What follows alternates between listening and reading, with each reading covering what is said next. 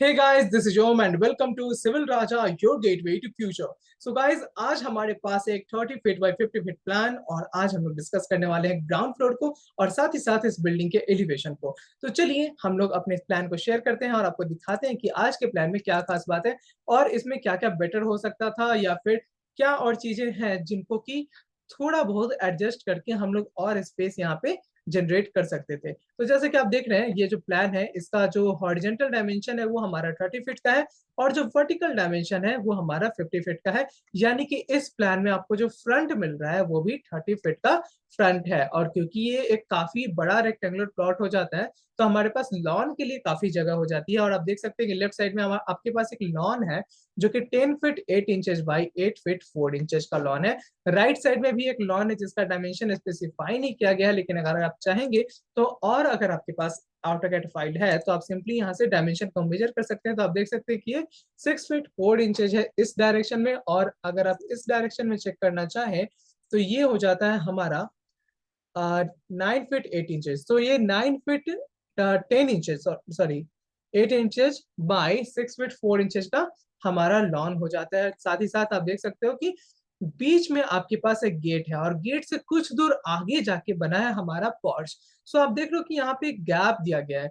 तो गाइस ये गैप बहुत ही इंपॉर्टेंट होता है जब हम लोग घर बनाना होता है। तो आप समझते हैं कि ये क्यों इंपॉर्टेंट हो जाता है। तो जब भी गाइस आप अपना घर बनाते हैं तो क्या होता है कि घर का एलिवेशन जो है वो हम लोग रोड के लेवल से थोड़ा ऊपर रखते हैं, राइट। सो मान लीजिए किसी ने 10 इंचेस 12 इंचेस या फिर किसी ने 18 इंचेस तक हम लोगों ने अपने घर को एलिवेट कर दिया ताकि हम लोग का जो रोड का पानी है वो हमारे घर के अंदर ना आए। अब घर को तो एलिवेट कर दिया लेकिन घर में जाना तो है भी।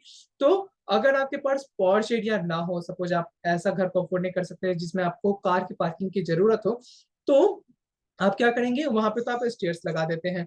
लेकिन जब आप एक के पास एक पार्किंग एरिया होता है यानी और जो कि मोस्टली होता ही है, आजकल के जमाने में किसके पास टू व्हीलर या कार नहीं है, तो ऑब्वियसली उन सबको एक रैंप चाहिए होता है उस एलिवेशन को चढ़ने के लिए क्योंकि स्टेयर्स वहां पे काम नहीं करते हैं। तो ये जो रैंप है वो लोग क्या करते हैं कि अपने बिल्डिंग के एरिया से बाहर रोड तक प्रोवाइड कर देते हैं, ठीक है। तो इस तरीके में क्या होता है कि एक तो वो एक इलीगल कंस्ट्रक्शन में आ जाता है कि आपने अपने प्लॉट से आगे तक जाके कंस्ट्रक्शन कर लिया है वो भी रोड के एरिया में, ठीक है।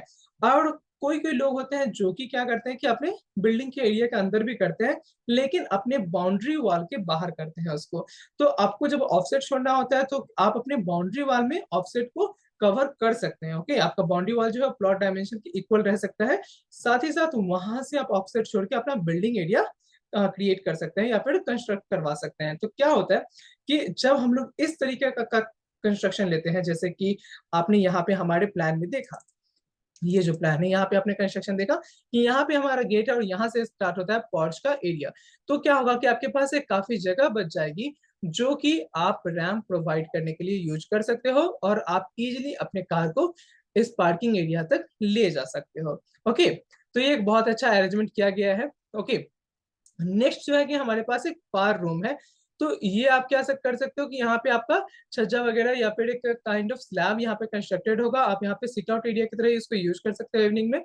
और साथ ही साथ राइट में आपको मिल जाता है ड्राइंग रूम का डोर। तो आपका ड्राइंग रूम जो है वो भी हमारे पास क्या हो जाता है 9 फीट 8 इंचेस बाई 15 फीट का। तो ये काफी बड़ा रूम हो जाएगा और यहाँ पे इजिली आप अपने सारे सोफा वगैरह प्लेस कर सकते हो और जितने भी गेस्ट हैं उनको यहाँ पे अकोमोडेट करवा सकते हो। इस ड्राइंग रूम के अंदर से ही आपको एक आर्क मिल जाता है जो कि आपको ले जाता है डायरेक्टली आपके मेन बिल्डिंग में।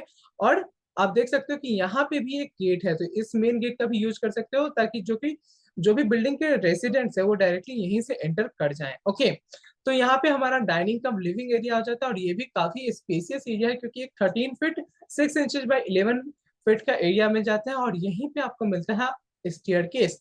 देन आप देख सकते हो कि फ्रंट में आपके पास एक बेडरूम है और बेडरूम यहाँ से जस्ट ओपन हो रहा है स्टेयरकेस के बगल से। और यहाँ पे आप देख सकते हो कि इस बेडरूम के वेंटिलेशन की पूरी व्यवस्था की गई है क्योंकि दोनों साइड में ऑफसेट छोड़ा हुआ है। पहला जो विंडो है वो हमारे लॉन में ओपन हो रहा है तो एकदम फ्रेश एयर आपके रूम में जाने वाली है। साथ ही साथ जो दूसरा विंडो है वो हमारा ऑफसेट की तरफ छोड़ा हुआ है तो वेंटिलेशन की कोई दिक्कत नहीं होगी। साथ ही साथ यहाँ पे एक टॉयलेट एरिया भी दिया गया है।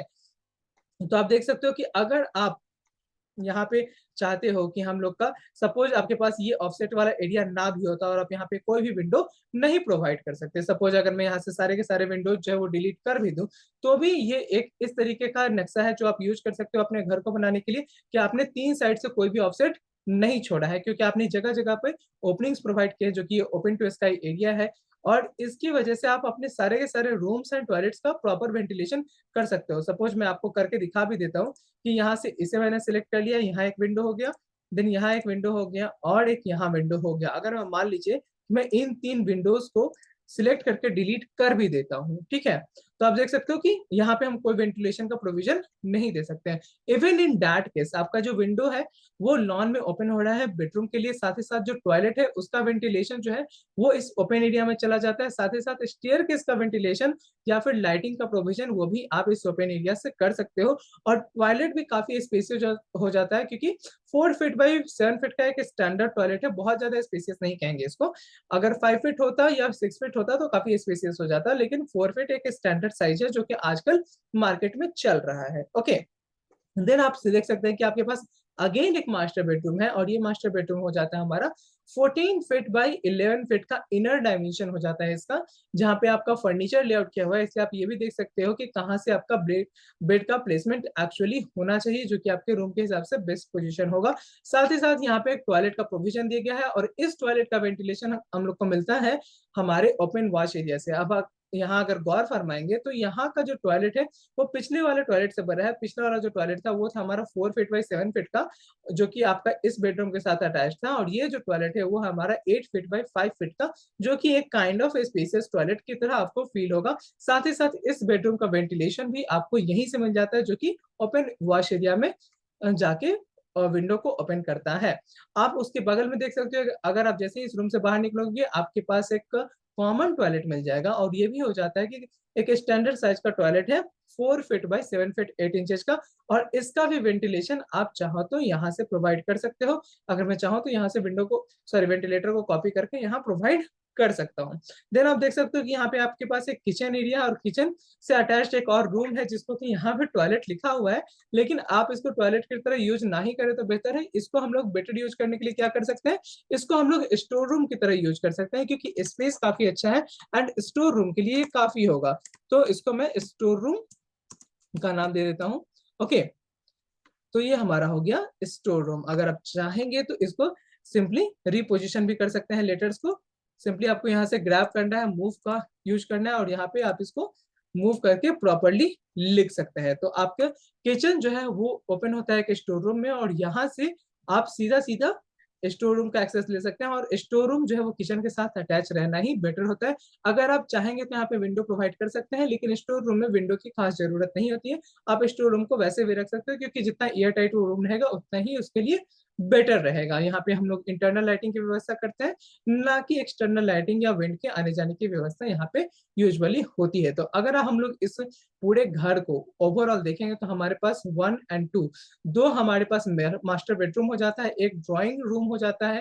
तो एक बेसिकली कह सकते हैं कि 3 रूम हो जा रहे हैं हमारे पास, साथ ही साथ एक किचन है, एक स्टोर रूम है, एक कॉमन टॉयलेट है, 2 हमारे पास अटैच टॉयलेट हो जाता है, एक पॉश का एरिया हो जाता है, एक बड़ा सा डाइनिंग कम लिविंग रूम हो जाता है, स्टेयर केस का भी प्रोविजन है, एंड वेंटिलेशन की प्रॉपर व्यवस्था की गई है, तो इसमें कोई भी इश्यू नहीं आएगा। साथ ही साथ दोनों साइड में आपको घर के लॉन मिल जाते हैं, जो कि आपके घर को एक बहुत ही अच्छा व्यू देने वाला है। तो मेरे ख्याल से ये जो ग्राउंड फ्लोर का प्लान है वो काफी अच्छा प्लान है। और साथ ही साथ चलेंगे एलिवेशन को, देखते हैं कि एलिवेशन में क्या काम किया गया है। तो आप देख सकते हो कि सेंटर में आपके पास एक डोर है, एंड दोनों साइड में यहाँ पे विंडो का प्रोविजन है।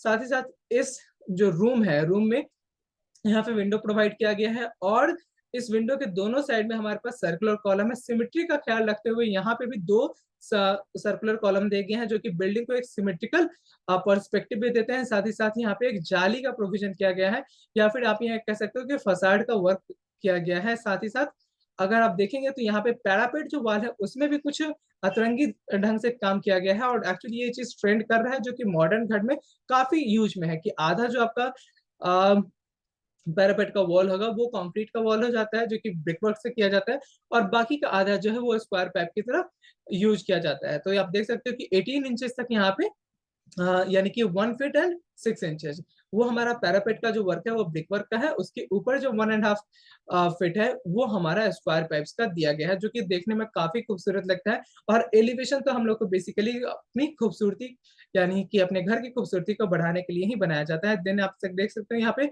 ब्रिक वर्क से एक डिजाइन दिया गया है, यहाँ पे एक बॉक्स भी दिया गया है। गाइज ये एक 2D एलिवेशन है, तो यहाँ पे तब भी ये काफी डिसेंट लुक दे रहा है। लेकिन अगर आप इसको स्केचअप में काम करके 3D में बनाओगे ना, तो वो एक बहुत ही अच्छा लुक देगा। और आप वहां पे अपने हिसाब से डिजाइन को भी सिलेक्ट कर सकते हो। अगर आप सीखना चाहते हो कि किस तरीके से डिजाइन का सिलेक्शन किया जाता है और किस तरीके से स्केचअप में काम किया जाता है, तो आप डायरेक्टली मुझे अप्रोच कर सकते हो। मेरा जो नंबर है वो डिस्क्रिप्शन में दिया हुआ है। अगर आप ऑटो कैड की ट्रिक्स को सीखना चाहते हो, जैसे कि आपने देखा होगा कि प्लान को चेक करते वक्त मैंने कुछ कुछ चीजें यहाँ पे चेंज कर दी, राइट। जैसे कि मैंने यहाँ पे इजिली टेक्स्ट को चेंज कर दिया, जब मुझे लगा कि हाँ पे विंडो जो है वो अननेसेसरली प्रोवाइड किया गया है, तो मैंने उसको सिंपली सिलेक्ट करके डिटेक्ट करके डिलीट कर दिया। तो अगर आप चाहते हो कि कैसे मैं इन चीजों को इतना क्विकली डिसाइड कर लेता हूँ, तो आप सीख सकते हो ऑटो कैड को।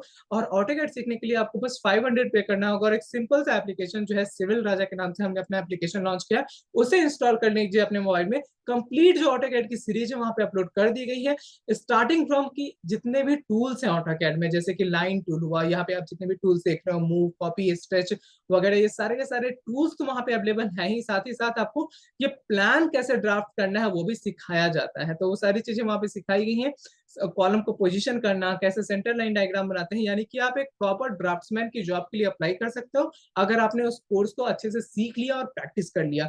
और गाइज हमारे डिस्क्रिप्शन में हमारे जो और भी कोर्सेज है उनके बारे में बताया गया होगा, तो आप जाके वहां भी चेकआउट कर सकते हो। अगर आपको हमसे हमारे कोर्सेज से रिलेटेड कोई भी जानकारी चाहिए तो आप मुझे व्हाट्सएप कर सकते हो। अगर आपको प्लान बनवाना है तो उसके लिए भी आप मुझे कनेक्ट कर सकते हो। मेरा जो नंबर है वो है 8433248864, और ये मेरे डिस्क्रिप्शन में भी अवेलेबल है। आप मुझे व्हाट्सएप के थ्रू रीच आउट कर सकते हो, कॉल के थ्रू कर सकते हो, या फिर सिंपली आप इस वीडियो के नीचे जो कमेंट सेक्शन है वहां कमेंट कर दीजिए।